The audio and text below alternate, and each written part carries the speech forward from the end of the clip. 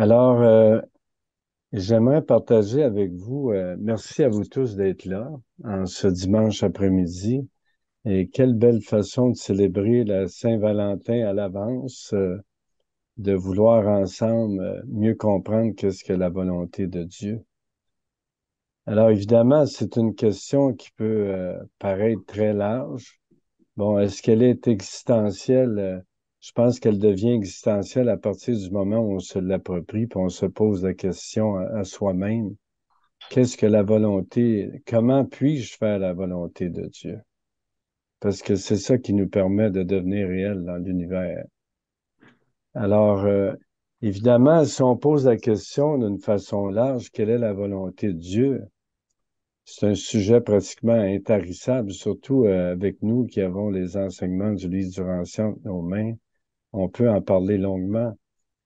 Mais comme on nous dit dans le fascicule 48, dans les éléments, en fait, c'est pas la moto morontienne, mais les éléments les plus élevés de la philosophie humaine, on nous dit qu'une vérité spirituelle ne peut être comprise que si elle est expérimentée.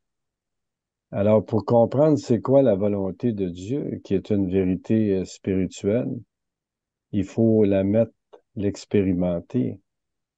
Et un peu, Agnès se dit à la fin de sa prière, merci beaucoup Agnès de nous avoir guidés dans ce moment d'intériorité. Elle a dit que ma volonté soit de faire ta volonté. Et je pense qu'il y a des étapes intermédiaires en ça, avant ça. Entre autres, que ta volonté soit faite et non la mienne. Parce que au début, dans notre bonne volonté de faire la volonté de Dieu, on s'aperçoit que c'est notre plan qui est à l'avant. C'est pas le plan de Dieu. On a beau se faire répéter que Dieu a un plan parfait pour nous, pour notre expansion, pour notre réalisation, pour la réalisation de notre personnalité. Il est difficile pour nous, les humains, de laisser aller notre plan. En anglais, on dit The will of God is the way of God. La volonté de Dieu, c'est la voie de Dieu, V-O-I-E. Mais on est beaucoup dans le chemin. C'est nous qui interférons avec la volonté de Dieu. Puisque la volonté de Dieu, elle est portée par l'ajusteur de pensée. Elle est présente en nous constamment. Nos Américains, nos amis américains aiment ça dire 24/7. Ça veut dire constamment. 24 heures par jour, 7 jours par semaine. Alors, comment je peux arriver à découvrir la volonté de Dieu? Moi, je vous partage mes réflexions. Puis, qu'est-ce qui est intéressant dans le cadre de cette conférence, c'est que Agnès et nous, habituellement, on fait des webinaires. On va utiliser quelques citations, puis on va inviter les gens à partager. Mais là, on nous demande de partager notre perspective, notre point de vue. J'aime bien la philosophie zen qui dit, si tu veux être conscient, oublie tes opinions. Alors, ce n'est pas une opinion, c'est un point de vue. Un point de vue, c'est malléable, c'est toujours en expansion. Certainement que mon point de vue va être grandement amélioré, ne serait-ce que par notre rencontre d'aujourd'hui. Alors, mais la volonté de Dieu, c'est difficile pour nous qui voulons avoir une volonté de s'en soumettre à la volonté de quelqu'un d'autre. Il faut avoir grandement confiance. Il faut avoir une confiance inébranlable, comme notre ami Van avait. C'est pas évident d'avoir une confiance inébranlable. C'est beau de le lire, mais de l'acquérir, c'est toute une tâche. D'ailleurs, si on pense à nous être expérientiels, être progressif, humble mortel ascendant, tout est acquis par l'expérience. Notre âme est une acquisition expérientielle. Alors, tous ces enseignements qui disent on est des vieilles âmes réincarnées et tout, mais c'est ça que la révélation vient rectifier. C'est de comprendre que chacun de nous, on est co-créateur de notre âme. Et c'est en faisant la volonté de Dieu qu'on co-crée notre âme. C'est pour ça que c'est une question fondamentale, mais une question pas évidente. c'est pas évident à répondre. On peut pas répondre oui ou non ou prendre deux, trois citations du livre. C'est qu'est-ce que ça veut dire pour nous faire la volonté de Dieu? Qu'est-ce que ça implique? Qu'est-ce que ça m'amène à faire? Qu'est-ce que ça m'amène à lâcher, à laisser aller, à lâcher prise? On nous dit que la consécration de notre choix n'est pas un abandon de notre choix, mais en même temps, il faut s'abandonner à Dieu, avoir une confiance en Dieu qui nous guide là où il veut bien nous amener. Alors, exemple, en préparant cette conférence aujourd'hui, je me suis dit, je prends aucune note, je prends aucune citation, je prépare absolument rien, je fais confiance à Dieu. Alors voilà, qu'est-ce que ça va donner? Ben, ce sera à vous de voir quel impact ça a sur vous, mais j'aime bien cette idée-là d'aller vers quelque chose et d'être spontané.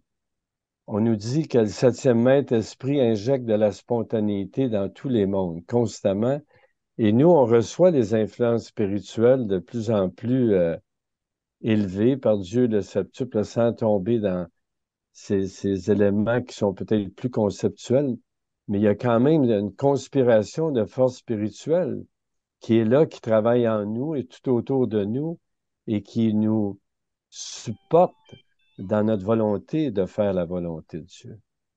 Alors pour moi, je pense que dans un premier temps, il faut acquérir la volonté. L'être humain n'a pas beaucoup de volonté.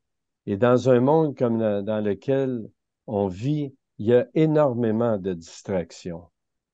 Alors au début, il est peut-être plus juste de se dire, est-ce que c'est contre la volonté de Dieu que je fasse telle chose? Un peu comme Jésus aux noces de Cana. Il a pensé que, bon, ça serait peut-être correct qu'il y ait plus de vin. C'était pas contre la volonté de Dieu, donc c'est arrivé. Est-ce que c'est contre la volonté de Dieu de sortir et d'aller souper au restaurant? Non. Est-ce que c'est contre la volonté de Dieu de détruire mon corps et de ne pas bien l'utiliser? Oui. Est-ce que c'est contre la volonté de Dieu de ne pas utiliser mon mental à bon escient? Je pense que oui. Alors, est-ce que c'est la volonté de Dieu que j'utilise mon arbitre, mon libre arbitre à bon escient? On nous dit que l'être humain a un libre arbitre que dans le domaine spirituel. C'est écrit dans le livre du Rançat, dans le fascicule 102. Alors, le libre arbitre nous permet de prendre des décisions morales, de faire des choix spirituels, de manifester de l'amour désintéressé, de coopérer intentionnellement avec d'autres gens, de manifester ainsi la loyauté de groupe. Il nous est aussi utile dans notre désir de vouloir approfondir les significations cosmiques, les significations universelles telles qu'elles nous sont présentées dans le livre du Rancia. Le libre arbitre nous permet de consacrer notre choix, de faire de tout cœur la volonté de Dieu, de tout cœur. Voilà un autre indice pour faire la volonté de Dieu. Alors, on a comme ça plusieurs indices. À un moment donné, il faut les mettre ensemble, les amalgamer, les pratiquer. Dans le fascicule 91, la dernière section, la section 9, où le chef des médians nous dit, nous donne les conditions d'efficacité de la prière, il parle deux fois de la volonté de Dieu. Il dit, il faut avoir fait le choix de tout cœur de faire la volonté de Dieu, et après il nous dit, et il faut le faire, effectivement. Faire le choix de faire la volonté de Dieu, c'est pas assez. Il faut faire la volonté de Dieu. Alors, quand Jésus répond au jeune homme pendant son tour de la Méditerranée, puis il dit, la volonté de Dieu et la voie de Dieu, ah, c'est quoi la voie de Dieu? Et ailleurs dans le livre, je pense que c'est dans le fascicule 32, à la fin, on nous dit que Dieu a un plan pour nous. Alors, faire la volonté de Dieu, pour moi, c'est découvrir le plan que Dieu a pour moi. C'est quelque chose qu'il faut qu'il devienne individuel, qu'il faut qu'il soit pratiqué individuellement. Quand on se réunit avec d'autres qui font la volonté de Dieu, il y a toute une expansion qui peut se produire à ce moment-là. Mais c'est d'abord un choix personnel, un choix individuel. C'est comme vivre la vraie religion, c'est un choix personnel, individuel. Chacun de nous doit développer sa relation personnelle avec Dieu. Ça ne peut pas être fait par quelqu'un d'autre. Donc, faire la volonté de Dieu, pour moi, ça me responsabilise. Quand on a fait du ministère en prison, Agnès et moi, tout ce qu'on entendait la plupart du temps, c'était les droits des prisonniers. On a le droit. Puis là, Agnès, elle avait le tour de les remettre à l'ordre. C'était la maman en prison. Robert Cédillo a partagé l'écran. Est-ce qu'on peut arrêter le partage d'écran, Jean? Alors, comme je disais, lorsqu'on entendait les prisonniers, oui, j'ai des droits, et Agnès avait le tour de les ramener à l'ordre en disant, oui, mais c'est quoi tes responsabilités? Vous vous souvenez du fameux discours de John Kennedy qui disait, arrêtez de vous demander ce que la nation peut faire pour vous et demandez plutôt ce que vous pouvez faire pour la relation, pour la nation. Alors, pour moi, faire la volonté de Dieu, c'est peut-être arrêter de demander à Dieu qu'est-ce qu'il peut faire pour moi, puis demander à Dieu qu'est-ce que je peux faire pour toi. Qu'est-ce que je peux faire pour l'expansion de ton royaume? Qu'est-ce que je peux faire pour amener des gens plus près de toi? Pour moi, la volonté de Dieu, c'est intimement lié au service des intéressés. Encore une fois, c'est ma perspective, c'est pas la perspective des autres, mais on peut pas faire la volonté de Dieu sans être dans le service. Pour moi, c'est impossible, mais encore là, c'est ma perception. Et pour moi, on peut pas faire la volonté de Dieu si on n'est pas connecté à Dieu. Comme Agnès se dit en nous guidant au début, bon, ben maintenant qu'on revient dans le groupe, restons connectés à nos ajusteurs de pensée. Mais encore là, c'est le plus grand défi lancé à l'homme, de garder, de maintenir la communication avec son ajusteur de pensée ou d'améliorer les communications avec l'ajusteur de pensée. Alors pour moi, c'est dans la vie intérieure que tout commence. C'est là que la volonté de Dieu commence. Pour moi, la volonté de Dieu, c'est que je devienne plus, que je fusionne avec mon ajusteur, que je développe une meilleure relation avec lui, que je sois vraiment partenaire avec lui. Donc, il faut que je commence à l'intérieur de moi. On a parlé, puis il y en a certains qui sont ici. On parlait d'adoration, puis les objections sont grandes. Ah, c'est difficile, je suis pas capable d'y arriver, et j'ai trop de pensées. Ben, c'est ça, adorer. C'est faire l'effort, au moins, de prendre contact avec Dieu. On a un ami qui appelle ça les rendez-vous divins. Est-ce que je prends des rendez-vous divins? Est-ce que je maintiens mes rendez-vous divins? On parle beaucoup d'aimer Dieu, mais si on aime quelqu'un, on a le goût de passer du temps avec lui. Moi, j'aime Agnès, je passe beaucoup de temps avec elle. Alors, mais je passe beaucoup de temps avec Dieu aussi. Et ça, c'est notre décision à nous. Il n'y a personne qui va venir vérifier si vous adorez à tous les jours, mais Dieu, il voit tout, il sait tout. Donc, on peut pas on peut pas y en faire voir de toutes les couleurs à Dieu. Il sait qu'est-ce qui se passe. Donc, c'est à nous à prendre cette décision-là de s'intérioriser, d'adorer. Et on a eu un webinaire à un moment donné où quelqu'un nous a dit, ah, il faut faire des pas, des pas. Ah oui, P, prier, A, adorer, S, servir. Si on fait des pas tous les jours, on fait la volonté de Dieu. Puis pour moi, la prière, ben, la prière efficace, c'est de se mettre en disposition pour aller servir les autres. Dans l'adoration, l'ajusteur me remplit de son amour, de la paix, de la joie, de tous ces fruits de l'esprit. Mais c'est dans le service qu'ils peuvent être manifestés. Si on ne manifeste pas l'amour de Dieu, il n'est pas réel pour nous. C'est pas moi qui le dis, c'est un puissant messager. Ça fait plusieurs milliards d'années qu'il vit et en plus, il a commencé sa carrière en tant que mortel ascendant comme nous, sur un monde enténébré. C'est pour ça qu'il a eu le statut d'agondontaire et qu'il a pu être trinitisé au paradis.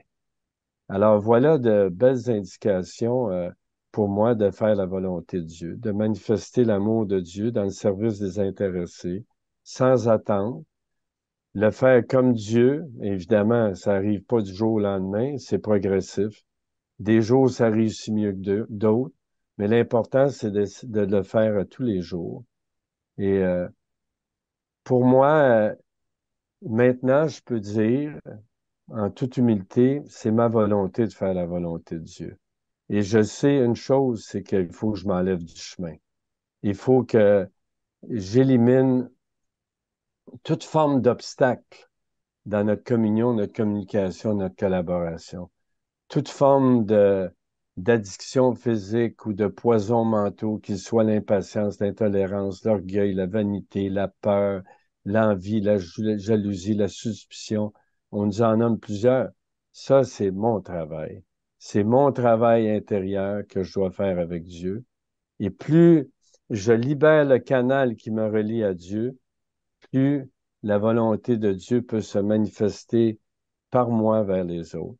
Si je laisse l'amour de Dieu se manifester librement en moi vers les autres, que je n'interfère pas avec mes jugements, mes préjugés, etc., ben alors là, Dieu peut arriver à faire quelque chose avec moi. C'est pour ça que je prie à tous les jours. Je demande à mon ajusteur de me faire prendre conscience de tout ce qui fait obstacle à notre communion, notre communication, notre collaboration. Et je lui dis, je suis ouvert, réceptif, prêt et disponible à tout ce qui se met en place et que les célestes orchestrent parfaitement. Alors, à moi de ne pas interférer et comme ça, de pouvoir faire humblement la volonté de mon Père. C'est ce que j'ai à vous partager. Ben, Amen. merci. Merci Euh, pour je ce, vais, oui, pour ce partage. Et donc, Agnès, tu veux continuer? oui. Eh bien, je vais faire un partage d'écran parce que, attendez, est-ce que je partage bien la bonne chose? Oui, je partage bien la bonne chose. Euh, Quand j'ai lu le premier extrait de ce livre, que je vais vous lire, le grand défi lancé à l'homme moderne consiste à établir de meilleures communications avec le divin moniteur qui habite le mental humain. La plus grande aventure de l'homme dans la chair est son effort sain et équilibré pour repousser les frontières de la conscience de soi à travers les domaines imprécis de la conscience embryonnaire de l'âme, dans un effort sincère pour atteindre la région frontière de la conscience de l'esprit, le contact avec la divine présence. Alors, une telle expérience constitue la conscience de Dieu. C'est une expérience qui confirme puissamment la vérité préexistante de l'expérience religieuse consistant à connaître Dieu. Cette conscience de l'esprit équivaut à connaître effectivement la filiation avec Dieu. À défaut, l'assurance de cette filiation est l'expérience de la foi. Alors, waouh, quand j'ai lu ça, je me suis dit, OK, ça fait partie de la volonté de Dieu que moi, je me tourne vers lui pour le connaître. Alors, comment est-ce que je me tourne vers lui pour le connaître? Et j'ai reçu des informations dans d'autres passages du livre. Alors, j'ai fait une recherche et vous savez, on peut regarder, mettre un mot et puis le retrouver dans le livre. Et cette recherche, c'était, j'ai mis la volonté de Dieu. Il y a eu 226 résultats de la volonté de Dieu. Et donc, je les ai parcourus. Mais ce qui m'intéressait, euh, parce que Jésus a fait l'expérience et nous montre le chemin, je me suis beaucoup intéressée au passage relié à Jésus sur la volonté de Dieu, parce que lui, c'est vraiment la volonté de Dieu d'un point de vue tout à fait expérientiel.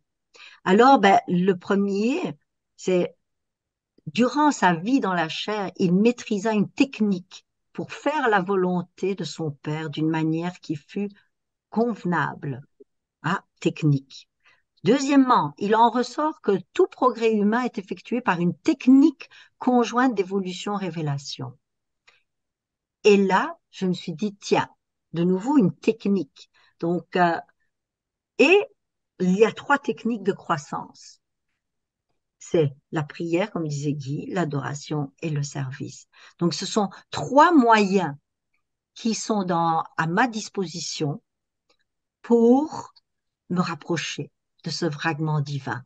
Si je me rapproche pas de lui, je peux pas savoir ce qu'il me veut. Je comprends pas pourquoi il est en moi. Pourquoi est-ce qu'il est là? Ah, pour perfectionner mon être. Est-ce que j'ai le désir d'être perfectionné? Est-ce que j'ai le désir de me laisser guider amoureusement par un fragment divin? Alors, tout ça, ça m'appartient de répondre oui ou non à cet appel. Mais je ne peux pas faire la volonté de Dieu si je ne me rapproche pas de Dieu. Et me rapprocher de Dieu, pourquoi je me rapprocherai de Dieu? Eh, c'est en creusant ces choses-là et en me disant, OK, est-ce que ma vie va être meilleure parce que je deviens ce que, ce que Dieu est. Alors, j'ai pris, voilà, un autre passage. Si un amant divin ne vivait pas en lui, l'homme ne pourrait aimer généreusement et spirituellement. Si un interprète ne vivait pas dans son mental, l'homme ne pourrait pas vraiment se rendre compte de l'unité de l'univers. Si un estimateur ne demeurait pas en lui, l'homme serait dans l'impossibilité d'apprécier les valeurs morales et de reconnaître les significations spirituelles. Or, cet amant divin vient de la source même de l'amour infini. Cet interprète est une fraction de l'unité universelle et cet estimateur est l'enfant du centre source de toutes les valeurs absolues de la réalité éternelle et divine. Et lui, il a un programme pour moi. Et sa volonté, c'est de me faire évoluer. Et il me donne tous les moyens pour y arriver. Alors, je continuais avec l'évaluation morale, avec une signification religieuse. La clairvoyance spirituelle implique le choix individuel entre le bien et le mal, la vérité et l'erreur, le matériel et le spirituel, l'humain et le divin, le temps et l'éternité. La survie humaine dépend, dans une grande mesure, de la consécration de la volonté humaine à choisir les valeurs triées par le sélecteur de valeurs spirituelles. L'interprète est l'unificateur intérieur. L'expérience religieuse personnelle comporte deux phases, la découverte dans le mental humain et la révélation par le divin esprit intérieur. Alors, tout ça, ce sont des, des, des extraits qui m'ont, qui m'ont, je dirais, qui ont soutenu ma démarche de découvrir c'est quoi la volonté de Dieu. Alors, ben, on en revient à Jésus, hein. En tant qu'homme du royaume, Jésus apporta à Dieu la plus grande de toutes les offrandes. Il consacra et dédia sa propre volonté au majestueux service de faire la volonté divine. Donc déjà là, comme disait Guy et comme je l'ai dit dans la méditation, c'est ma volonté, ça a été la volonté de Jésus de faire la volonté de son Père et il nous a montré le chemin. Alors le secret de son incomparable vie religieuse était dans cette conscience de la présence de Dieu. Il l'atteignit par des prières intelligentes et une adoration sincère, une communion ininterrompue avec Dieu, et non par des directives, des voies et des visions ou des pratiques religieuses extraordinaires. Là, je trouve que, de nouveau, il me donne un indice sur quoi faire. Ah ben, prier. OK, prier intelligemment. C'est par l'expérience que mes prières deviennent de plus en plus, euh, je dirais pas précises, mais de plus en plus efficaces. Et l'adoration sincère. Ah, ce sont tous des mots qui, par la suite, vont m'aider à faire ce travail personnel. Alors, la dévotion de Jésus à la volonté du Père et au service de l'homme représentait plus qu'une décision de mortel et une détermination humaine. C'était une consécration de tout son cœur à cette fusion d'amour sans restriction. Il ne faudrait pas que les discussions sur l'humanité ou la divinité du Christ obscurcissent la vérité salutaire que Jésus de Nazareth était un homme religieux qui réussit par la foi à connaître et à faire la volonté de Dieu. Alors, de nouveau ici, il faut connaître pour pouvoir faire la volonté. Et le connaître, ben, comment est-ce que je connais Dieu? Qu'est-ce qu'on me donne pour connaître Dieu? Et on dit que Jésus fonda la religion de l'expérience personnelle en faisant la volonté de Dieu et en servant la fraternité humaine. De nouveau, des indices pour moi. C'est que la volonté, je vais la découvrir de nouveau par une expérience personnelle, des expériences personnelles. Et c'est en servant la fraternité humaine le plus d'informations et surtout de transformations dues au fait que j'ai le désir sincère de faire la volonté. Et ne sachant pas du jour au lendemain de quoi s'agit-elle, si ce n'est de me tourner vers l'ajusteur intérieur et de dire, OK, mon Dieu, je suis disponible aujourd'hui encore. Parce que ce que je veux faire et ce qui donne du sens à ma vie, ben, c'est de consacrer ma personnalité à ce pourquoi elle est installée en moi, à manifester le beau, le vrai et le bon, et à servir cette humanité. Alors, eh bien, sur un plan personnel, j'ai observé que ce virage intérieur, c'était le virage de l'ego à l'âme. Et c'est une ascension progressive de l'humain au divin. Et ce virage va se faire par une observation de plus en plus scrupuleuse de moi-même, de plus en plus euh, sincère. Je m'observe tel que je suis, pas tel que je voudrais être. Je voudrais être semblable à Dieu, et c'est ce qu'il m'offre comme programme, mais je n'y suis pas. Alors, me faire de fausses idées où j'en suis, non. Je m'observe d'une manière sincère et je vois ce qui est dans le chemin. Je vois ce qui n'est pas à, à la ressemblance de ce que je peux imaginer Dieu être. Et mon imagination est très réduite par rapport à ça. Mais je sens ce qui est en nécessité de laisser partir. J'ai été construite, entre guillemets, hein, par l'éducation, par mes interprétations de ce que j'ai vécu, par des conclusions qui peuvent être bien souvent erronées et qui m'empêchent d'être, je dirais, connectée à, à là où j'en suis maintenant dans mon évolution. Et donc, je peux imaginer que je suis bien plus que ce que je ne suis. Et je peux me tricher avec moi-même, mais je ne peux pas tricher avec Dieu. Alors, m'observer avec cette volonté de ne, comme disait Guy tout à l'heure, de ne pas vouloir être dans le chemin pour pouvoir découvrir de plus en plus expérientiellement comment faire cette volonté. Bien que j'ai le désir, je sais qu'il y a des choses qui entravent ça. Et comme ils disent ici, dans ce paragraphe, l'homme mortel est une machine, un mécanisme vivant. Ses racines se trouvent vraiment dans le monde physique de l'énergie. Mais l'homme qui est un mécanisme est beaucoup plus qu'une machine. Et il est doté d'un mental et habité par l'esprit. Et bien qu'au cours de sa vie matérielle, il ne puisse jamais échapper au mécanisme électrobiochimique de son existence, il peut apprendre à subordonner de plus en plus ce mécanisme de vie physique à la sagesse directrice de l'expérience par le processus constant à consacrer le mental humain à exécuter les incitations spirituelles de l'ajusteur de pensée intérieure. Je pense que ça fait partie de la volonté de Dieu pour moi. C'est que j'accepte son cadeau, j'accepte son programme, j'accepte d'être plus que ce que je ne suis, j'accepte de suivre sa guidance, j'accepte de réaliser au fur et à mesure par des décisions, actions, eh bien, j'accepte son programme de transformation de mon être.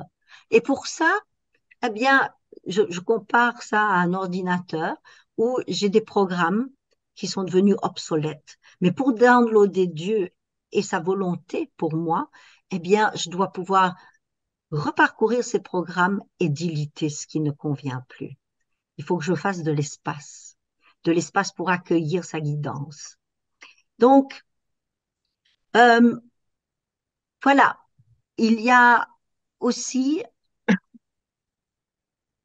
cet extrait qui dit, si les hommes n'étaient que des machines, ils réagiraient plus ou moins uniformément à un univers matériel. L'individualité n'existerait pas et la personnalité encore bien moins. Et cherche une vision spirituelle détenue. Pour moi, je cherche la vision spirituelle détenue dans le plan de mon ajusteur. Pour notre croissance, la sienne et la mienne. Alors, Jésus, comment est-ce qu'il faisait? Il focalisa dans son mental tous les attributs de divinité en tant que volonté du Père qui est aux cieux. De nouveau, un indice. C'est quoi la nature de Dieu? Eh bien, Dieu est bonté, beauté et vérité.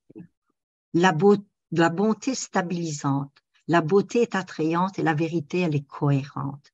Alors, si je peux, comme Jésus, focaliser ma pensée sur la nature même de Dieu et me dire, voilà l'objectif que je veux atteindre. Voilà ce qui m'est proposé dans le programme de transformation de mon être.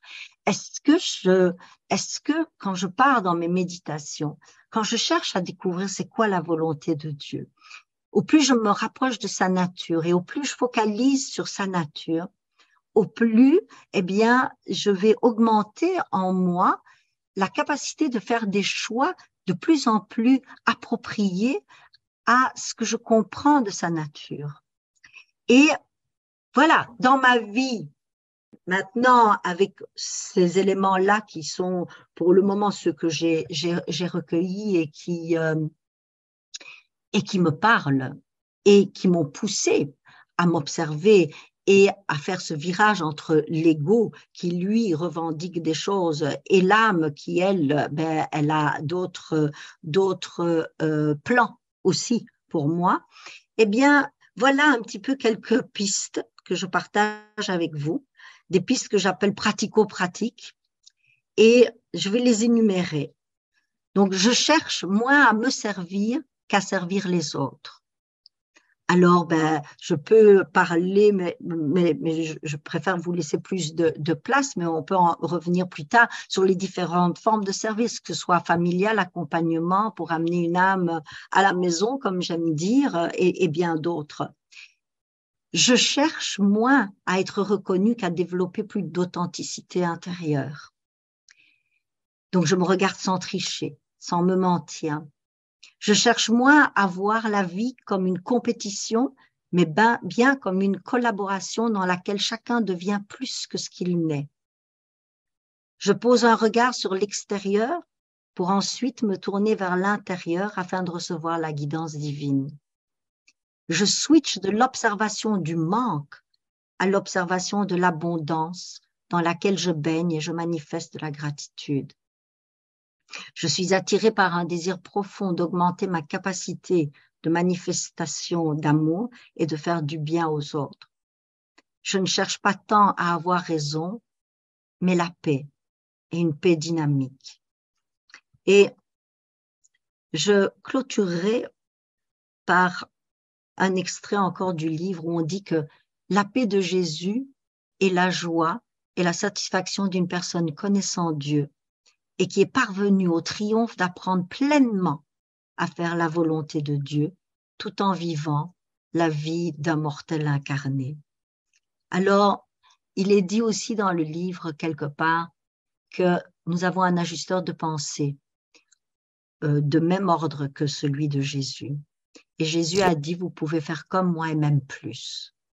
Alors, eh bien, avec ce qui nous est proposé, je pense que nous pouvons, au jour le jour, découvrir dans notre relation avec nos ajusteurs, c'est quoi faire la volonté de Dieu.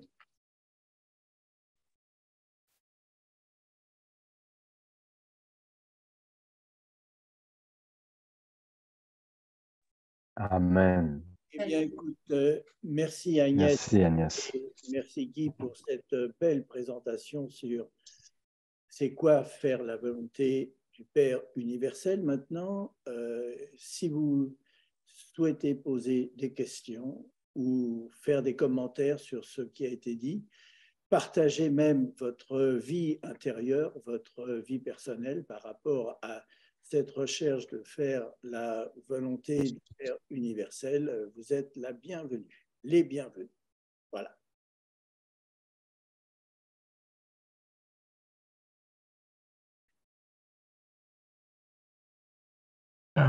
Bonjour, il y a plein de visages connus et puis les présences divines intérieures de chacune d'entre nous qui sont présentes. Merci beaucoup pour ces deux exposés. Agnès, j'aime beaucoup ton approche concrète des choses et je voudrais partager avec vous des interrogations qui sont communes à notre recherche.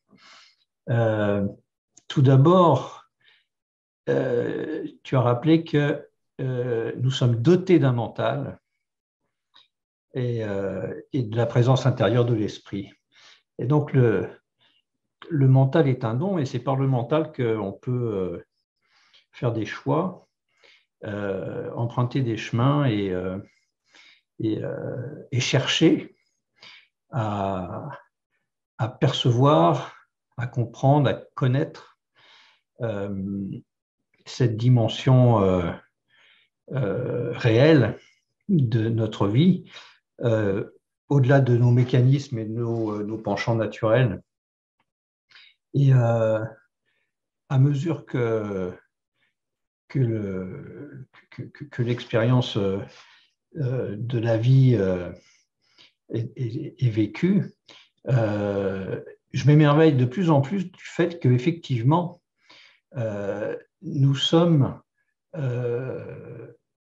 des êtres qui devons devenir perméables et réceptifs aux influences spirituelles qui sont là pour nous élever et pour nous transformer. Donc, il y a peut-être plus de ménage à faire en nous que de... Et puis, enfin, il y a toujours des actes à faire, à produire, et puis des intentions à convertir en action. Mais c'est vrai que nettoyer la vitre de tous nos défauts, c'est déjà un grand pas pour pouvoir recevoir cette lumière qui est universelle. Et les petites techniques que tu as présentées de manière très concrète, Agnès, merci beaucoup parce que ça nous aide. Merci. Merci Yves. Alors, la parole est à Francine. Francine, il faut que tu actives Oui, je connais, merci. Merci Bonjour, Yves. Bonjour Francine. merci Agnès, merci Guy pour ce merveilleux thème, ce merveilleux sujet.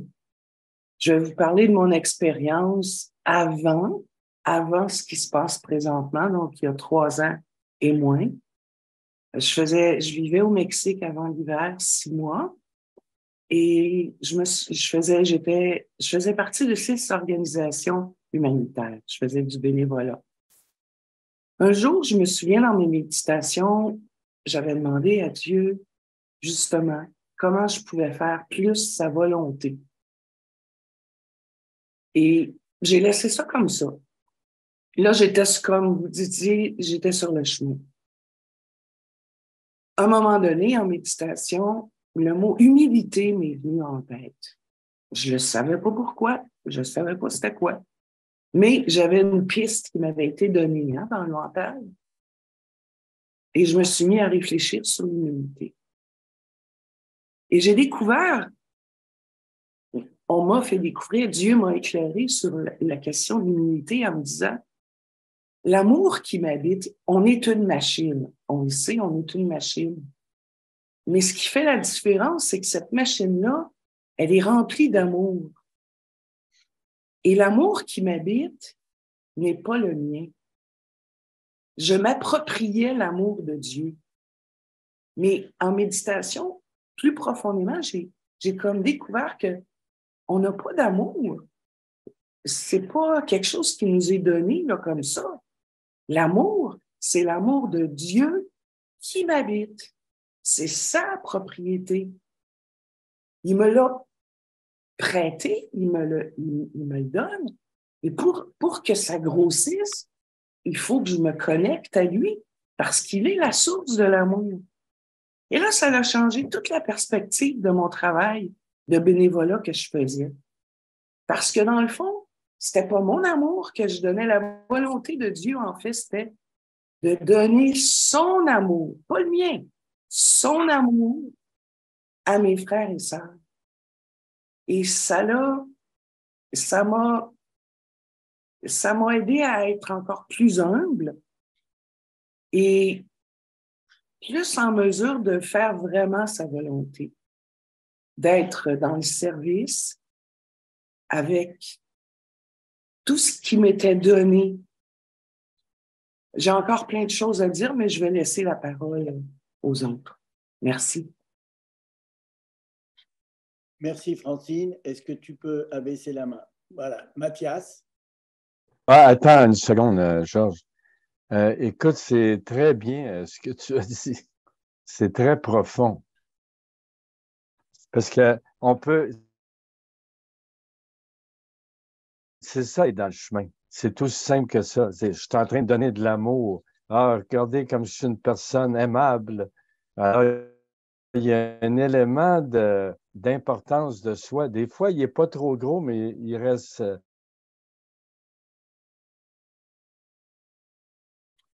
Oui, C'est pas évident de se libérer de l'importance de soi. Et pour des gens qui n'ont pas beaucoup de... Parce que quelqu'un... Ouais? Quoi? et tu es resté figé là. Donc maintenant, ça va. C'est bon. Ah, OK. Bon, en tout cas, je disais merci, Francine, pour ton intervention parce que c'est très profond comme réflexion. Et je t'avoue que j'ai eu la même. Agnès et moi, on en a parlé souvent parce que quand on fait du bien aux autres, ah, là, ça nous donne, il y a quelque chose de très bon pour nous. Mais en même temps, c'est bien de comprendre que ça ne nous appartient pas, que c'est vraiment Dieu qui agit au travers de nous vers les autres. Puis c'est vraiment dans le ministère en prison qu'on l'a vu parce que les gens qu'on voyait, on n'était jamais certain de les revoir. C'est pas comme une relation en continu qu'on avait avec certaines personnes. Alors, cet élément de se déposséder de choses qui n'appartiennent pas à nous, des traits de caractère, entre autres, mais aussi de cette idée-là de s'identifier à quelqu'un d'extrêmement spirituel qui est dans le service. On le voit chez certains gourous indiens, il y en a qui sont très bons, puis il y en a qui sont remplis d'eux-mêmes. Alors, merci pour cette réflexion, Euh, D'ailleurs, Francine. juste avant que Oui, tu Mathias. n'interviennes, Oui. Mathias, j'aimerais juste te dire que il y a, j'ai découvert, m'a parlé d'une façon de faire pour diminuer justement cette importance. C'est, tu remets tout à Dieu. Tu le fais et tu remets à Dieu parce que ça lui appartient à lui. Et d'avoir cette attitude de dire, mon Dieu, voilà, j'ai été présente à cet endroit-là comme un conducteur de son amour. Et puis, ben, ce qui va arriver d'abord à l'autre ne m'appartient plus. Et puis, c'est de remettre le travail à Dieu. Et ça, ben, c'est la meilleure façon que j'ai trouvée pour diminuer l'importance de l'idée De que je soi. pourrais avoir de moi. Ah, regarde la belle personne que je suis devenue. Donc, merci beaucoup, Francine, pour avoir pointé ça. Je vais juste ajouter, si ça ne vous dérange pas, je faisais beaucoup de gratitude à ce moment-là, après, quand j'avais fait... Moi, quand je me promenais dans le public au Mexique ou même au Québec, quand je souriais, je suis une personne très sociable et je souris beaucoup. Alors, quand je voyais des gens, ben, quand je me promenais, je souriais toujours. Mais je souriais pas pour qu'on me sourie. Je cherchais la personne qui n'était pas capable de répondre à mon sourire. Et c'est à elle que mon sourire s'adressait. Et je la regardais droit dans les yeux et je la bénissais. Et j'attendais pas son sourire en retour. Et à la fin de la journée, je faisais des moments de gratitude. Merci, mon Père, d'avoir pu mettre sur mon chemin des gens que j'ai pu donner votre amour. C'est sûr que ça nous fait du bien de faire du bien. Mais ce qui me faisait le plus de bien, c'était, j'ai pas eu de père enfant. Mon père est mort, j'avais 10 ans. Alors, quand j'ai découvert Dieu, j'ai découvert mon père. Et là, je me tournais vers mon père et je lui disais, je sais que vous êtes fiers de moi. Et c'était ça qui me faisait du bien. Merci. Amen.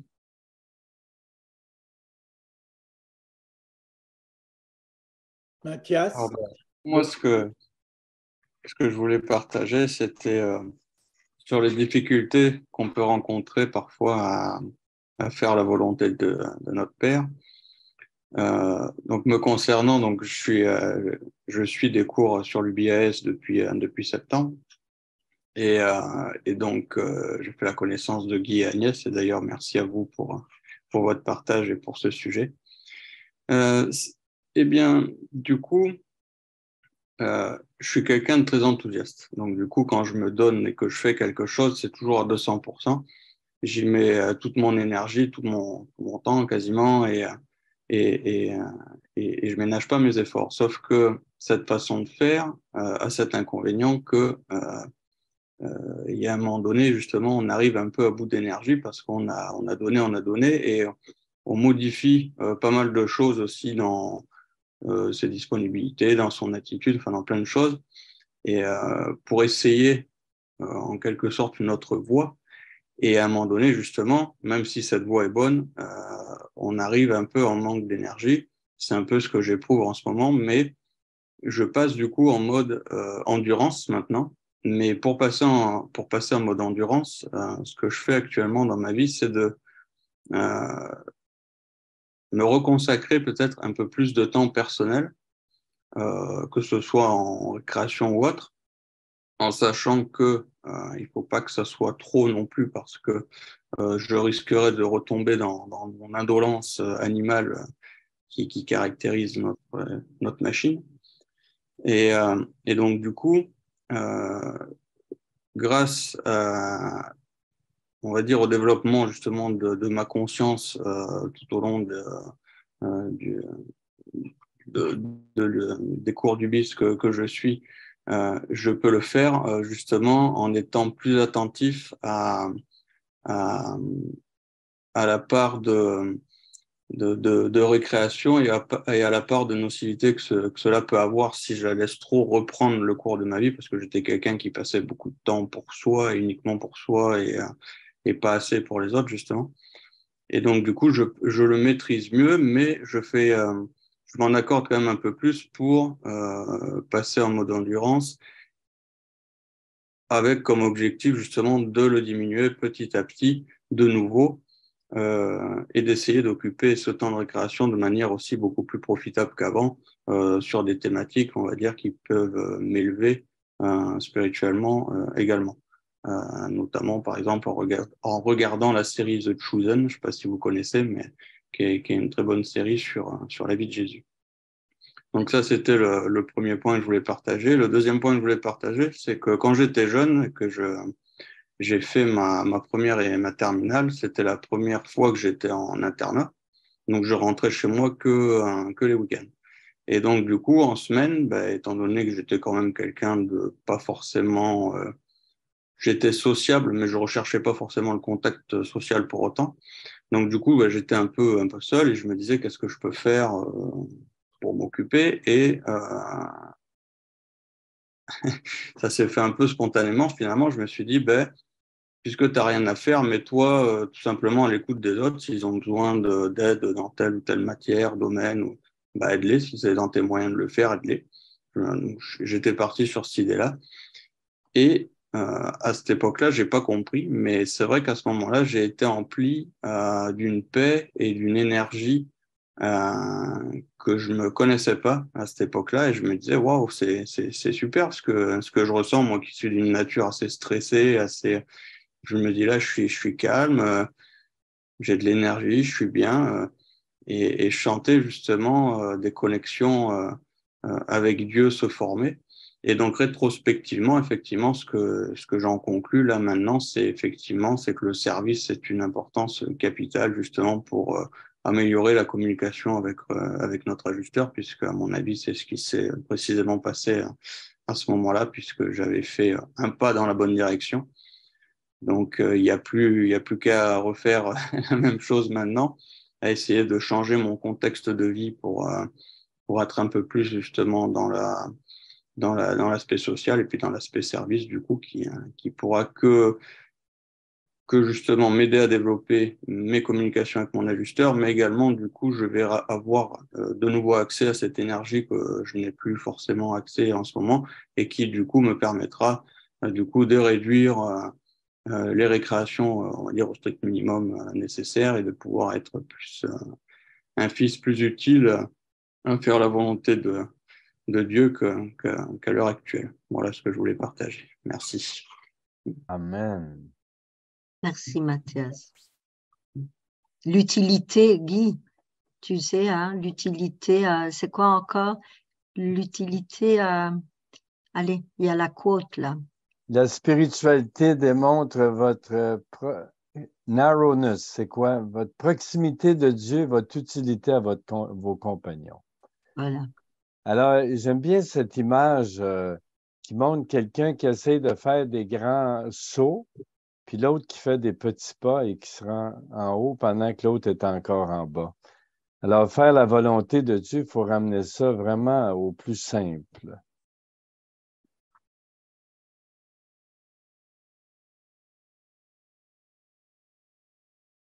Claude. Ah, Georges va t'interpeller, Claude. Je pense qu'il n'avait pas vu ta main parce que... Oui, vas-y, Claude, c'est à ton tour. Oui, bon, d'accord. Merci d'abord, Guy et Agnès, pour la conférence. Merci à tous ceux qui sont intervenus. C'est très intéressant. Et quand on regarde, on sait que Dieu est amour. Puis quand on regarde le circuit d'amour, ben, ça part de Dieu. Ça passe par nous. Et par le service, on rend cet amour-là à nos proches, à nos frères et nos sœurs. Et ça se termine, le circuit se termine dans le suprême. Alors, pourquoi ça se termine dans le suprême? C'est parce que l'amour qui est parti de Dieu, qui est existentiel, à travers nous et à travers les autres à qui on a rendu ce service-là, c'est devenu de l'amour expérientiel. Et on sait que le suprême, c'est l'expérience du fini, là.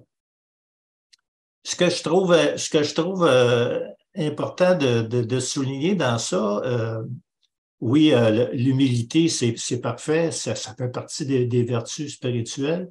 Il faut en tenir compte. Mais si Dieu nous transfère son amour, c'est parce qu'il lui désire qu'on puisse le mettre selon notre personnalité. On a tous des personnalités différentes, qui sont uniques. On a tous chacun nos couleurs et la façon qu'on va rendre l'amour du Père vers les autres, on va le rendre à notre façon, à nous. Et c'est ça que je trouve intéressant parce que je pense que ça fait partie de la volonté de Dieu qu'on rende cet amour-là à la façon que nous, selon notre personnalité.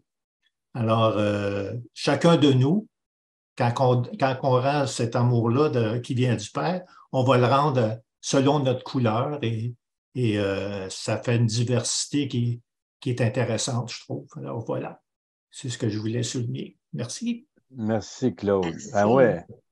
Il faut devenir de plus en plus personnel. Alors, évidemment, l'amour de Dieu est teinté de notre personnalité qui est unique, qui est originale, qui est créative. Alors, c'est bien de nous le rappeler. Puis, c'est une citation très profonde. D'ailleurs, je vais la mettre à l'écran.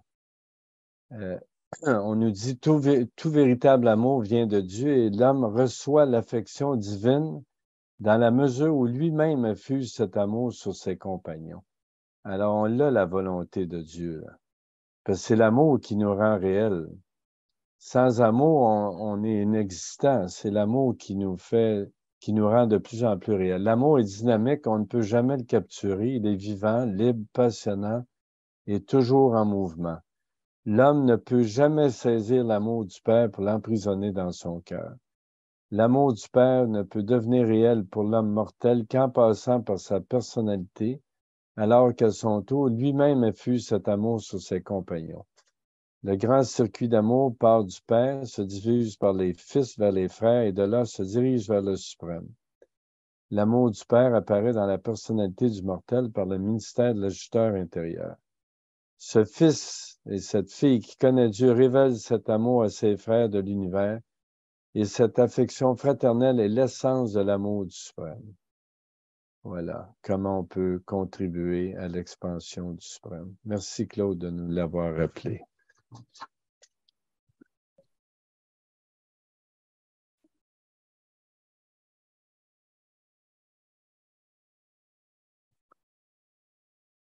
Moi, j'ai été touchée par d'avoir lu que Jésus, tous les jours, il demandait c'était quoi la volonté de son Père.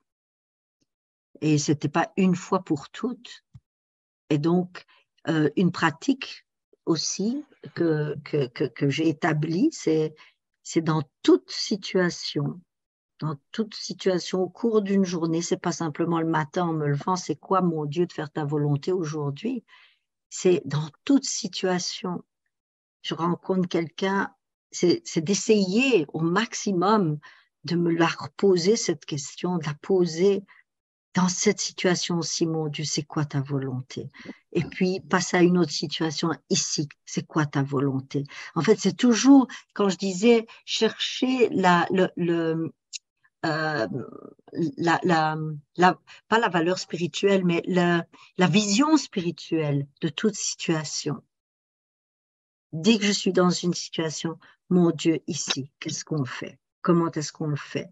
Donc, en fait, en posant ces questions-là, c'est je cherche à découvrir la volonté de Dieu dans chacune de mes expériences. Alors, il y a des jours où j'y suis plus, il y a des jours où j'y suis moins, mais en tout cas, c'est vraiment une habitude spirituelle. On nous dit de développer des habitudes spirituelles. Mais moi, c'est une habitude spirituelle que je développe depuis un bon bout de temps. Et quand j'ai cette sensation de paix à la fin d'une rencontre, à la fin de la journée, eh bien, j'ai cette sensation d'avoir réalisé sans comprendre, mais de réaliser profondément en moi le fait d'avoir fait une partie, en tout cas, de la volonté de mon Père. Et donc, cette proximité de la paix à l'intérieur de moi est vraiment comme un petit élément là qui me dit, tu as goûté à la volonté de ton Père aujourd'hui. Il parle dans le livre, il parle dans les fruits de la divinité, là, à la fin du fascicule 56, il parle de la satisfaction morale. Il parle de la paix intellectuelle, le progrès social, la satisfaction morale. C'est beaucoup en ligne avec ce que tu viens de décrire. Puis il parle aussi qu'une vie dévouée ne donne pas de récompense matérielle, mais elle amène, en anglais, c'est plus percutant, consciousness of achievement, une conscience d'avoir accompli ce que tu devais accomplir. C'est super. Georges, je pense qu'il y a quelqu'un d'autre qui veut intervenir.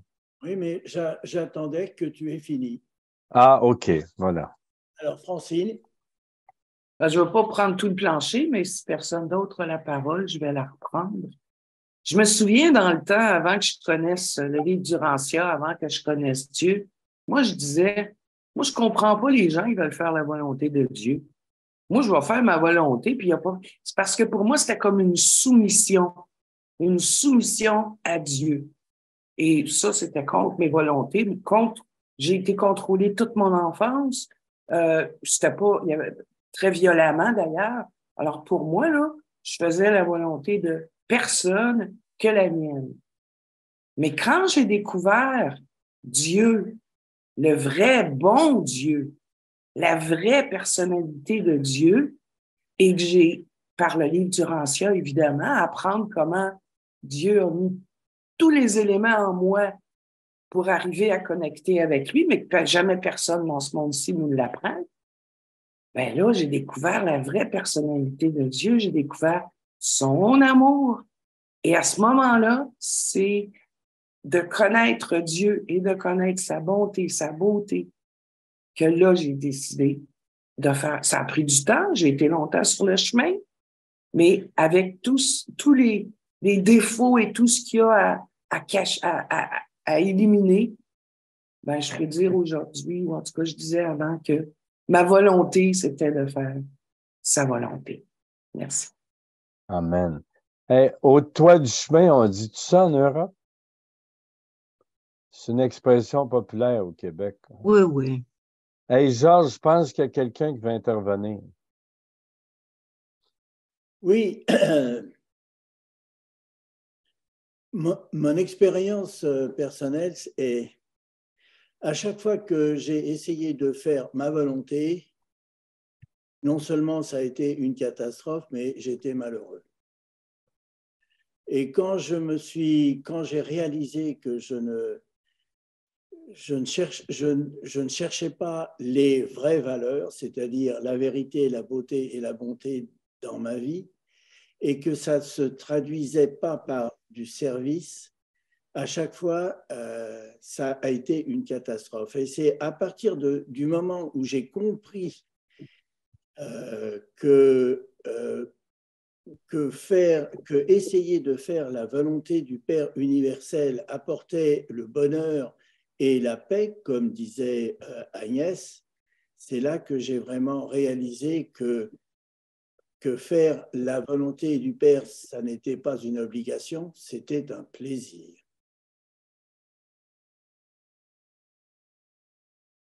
Un privilège. Merci beaucoup, Georges. Alors, est-ce que quelqu'un d'autre... Ouais. Comment on fait? Alors, Nirvana, vas-y. È possible? Et pour moi, c'est très difficile de parler en français. C'est mieux de comprendre, d'écouter. Parler, c'est terrible. Je m'excuse. Et si on porte cette notre valeur, quelle est la volonté de Dieu, si on la porte dans la réalité de la guerre, des tremblements de terre, et vivre là et d'être sujet à cette situation. Et je pense comme peut vivre une personne qui fait cette expérience et cherche de comprendre, mais ça, c'est la volonté de Dieu. C'est une question plus terre à terre. Je ne suis pas tellement en train de parler de spiritualité dans ce moment, mais c'est une question que je pose à vous. Peut-être pour les personnes normales, pour dire qu'elles ne se posent pas des autres questions spirituelles, mais je pense que c'est tellement différent chercher de comprendre quelle est la volonté de Dieu maintenant dans notre maison, nous, et là, dans une autre situation. Guy, tu veux répondre? Oui, oui. Oui, ben écoute, c'est une très bonne question parce que comment savoir quelle est la volonté de Dieu sans la foi? C'est impossible. Ça prend la foi vivante. Alors, on nous dit qu'il peut y avoir un abîme entre quelqu'un qui a la foi et pas la foi. Moi, c'est une des impressions les plus fortes que j'ai reçues de mon environnement catholique. Ça n'a pas laissé d'impression négative, mais je me souviens à l'église quand j'entendais « Il est grand le mystère de la foi » et grâce à la révélation, ça nous permet d'élucider ce mystère. Comment un être humain peut avoir la foi et l'autre nullement. La foi est un don de Dieu, il faut le demander à Dieu. Alors, pour répondre à la question quelle est la volonté de Dieu, je pense que Francine a donné un exemple avant.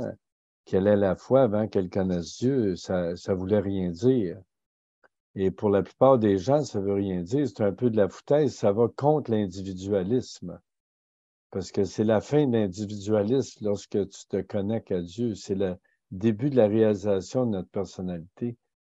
En tout cas, moi, au début, je pense que c'était plus, est-ce que ça, c'est contre la volonté de Dieu? Parce que c'est peut-être pas très clair. C'est par étapes. C'est progressivement qu'on est éclairé sur la volonté de Dieu. Et ça devient de plus en plus simple. Mais comme tu dis, à Nirvana, au début, c'est très complexe et même au point que certaines personnes n'en ont rien à foutre de cette question. Tu veux répondre, Agnès? Ben non, je pense que c'est... Ouais, je vous rejoins dans ce qui a été dit là. Tout à fait.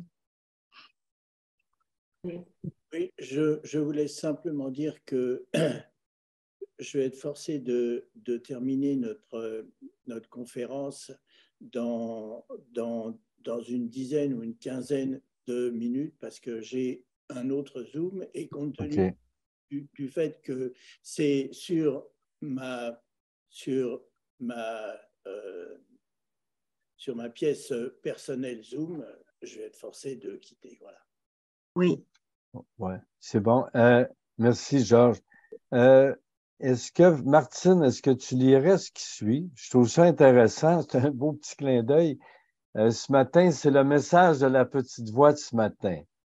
Alors, le message du 12 février. Alors, je trouvais que c'était bien intéressant et bien en ligne avec ce qu'on partage aujourd'hui.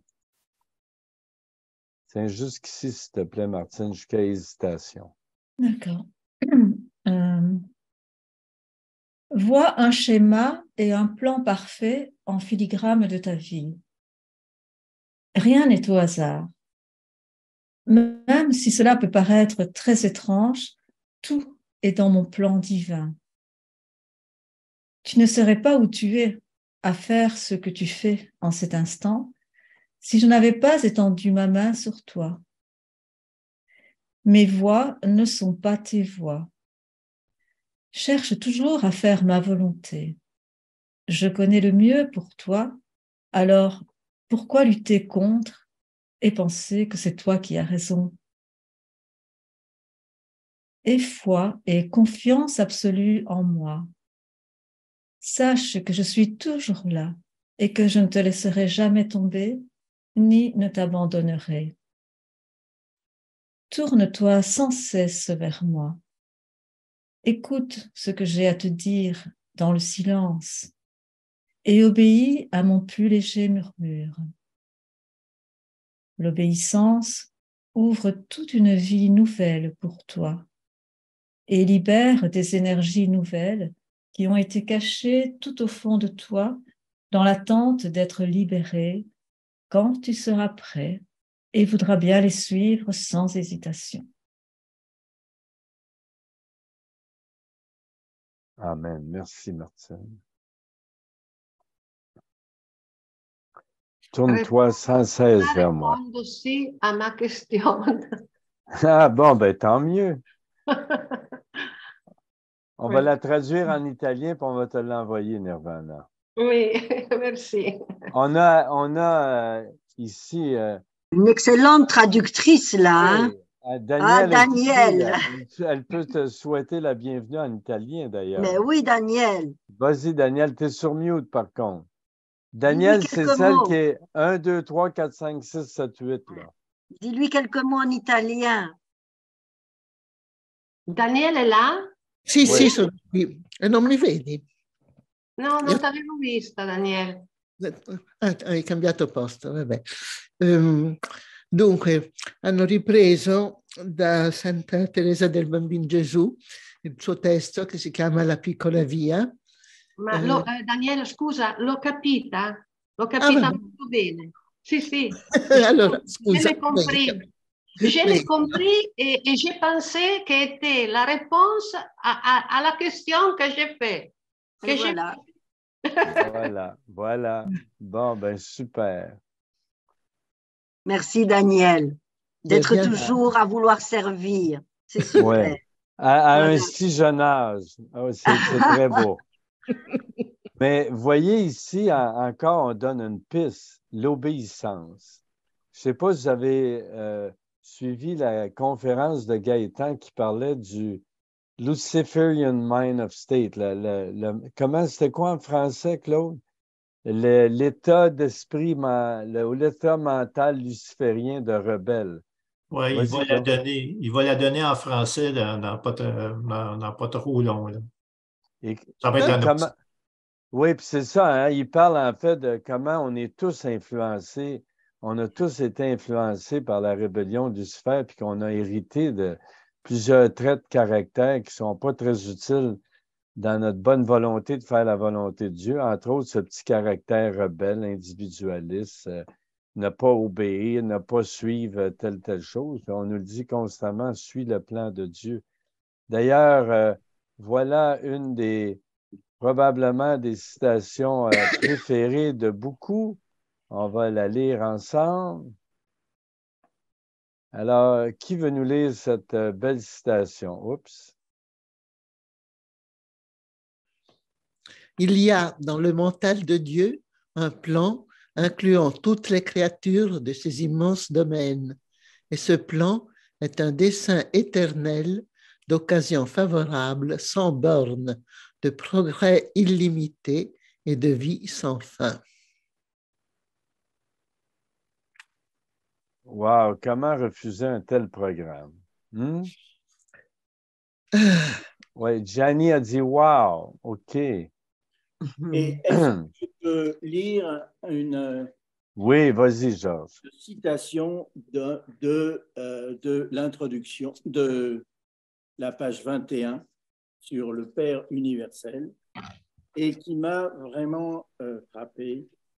C'est les myriades de systèmes planétaires ont tous été faits pour être finalement habités par de nombreux types différents de créatures intelligentes, d'êtres qui peuvent connaître Dieu, recevoir l'affection divine et aimer Dieu en retour.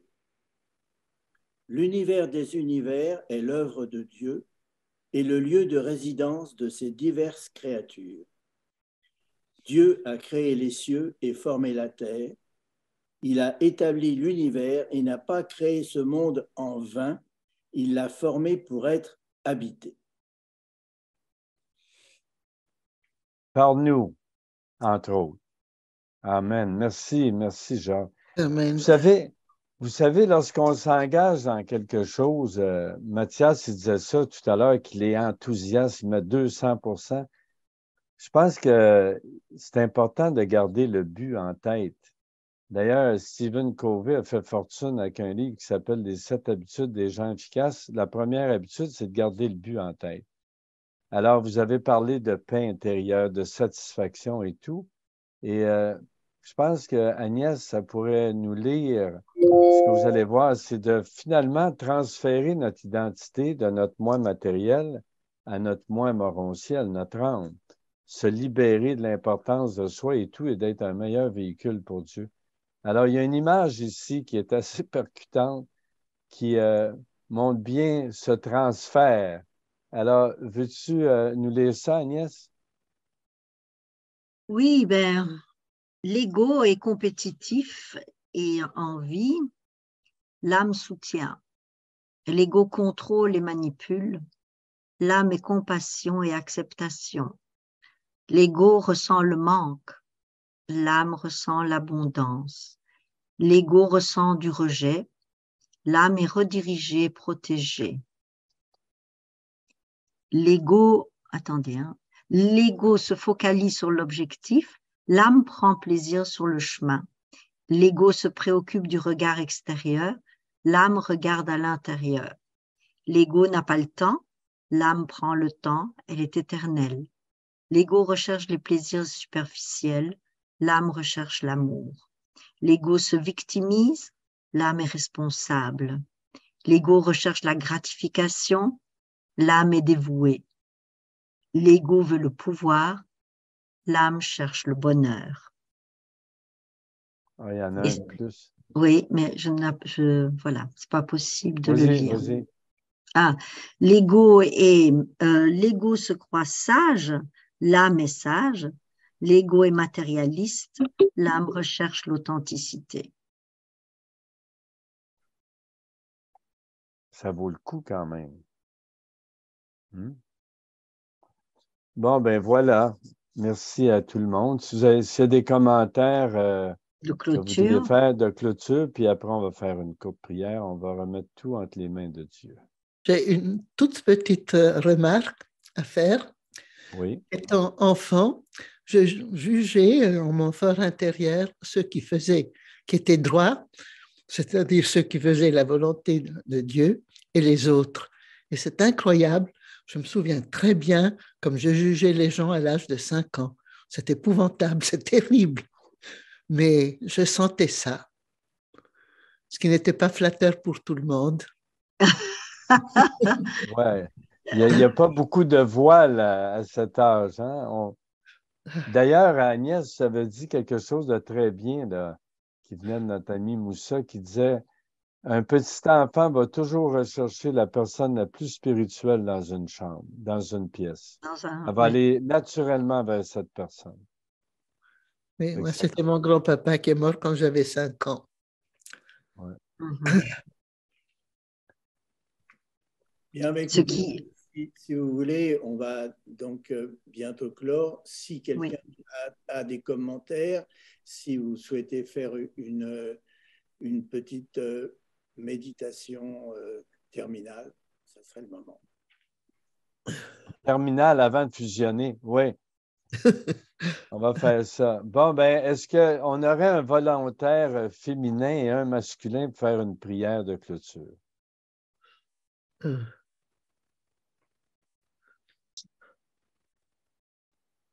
Daniel a pris à tous les jours avec nous. Oui. On a commencé un cercle de prière. On a commencé un cercle de prière il y a 1 an avec le conflit en Ukraine et ben, ça va faire 1 an dans 11 jours qu'on se réunit à tous les jours. Ouais. Vous êtes tous le bienvenu d'ailleurs. OK. Alors, un volontaire masculin et un féminin? Francine, Jacqueline, Mathias. Francine est partante. Voilà. OK. Mathias ou Yves ou Georges? Francine? Bon, alors ça va être... Merci, mon Père, de nous avoir montré le chemin pour aller vous rejoindre un jour. Tout en moi a le désir de vous rencontrer. Et je vous remercie tellement d'avoir planifié tous les mondes, toutes les écoles qui vont m'aider à devenir parfaite comme vous. Je réalise combien je suis imparfaite, mais mon désir de devenir parfaite est bien ancré dans moi. Merci de nous bénir tous et toutes.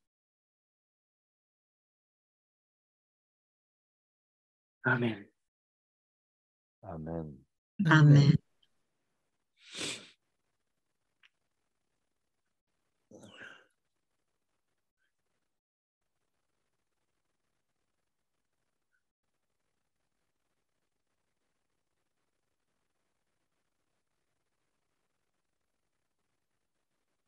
Père universel, notre Père, mon Père, je te remercie pour la personnalité que tu m'as donnée, pour les personnalités que tu nous as données, avec le libre arbitre, pour rechercher ta volonté. Je remercie notre Fils créateur Jésus pour son esprit de vérité, toujours à notre disposition quand nous recherchons à faire la volonté de notre Père. Je remercie les anges et cette conspiration spirituelle qui nous entoure pour que nous puissions découvrir la volonté de notre Père universel. Père, nous t'aimons de tout notre cœur et nous souhaitons te ressembler, être parfait dans notre sphère, comme toi-même tu l'es dans la tienne d'éternité. Amen. Amen. Amen.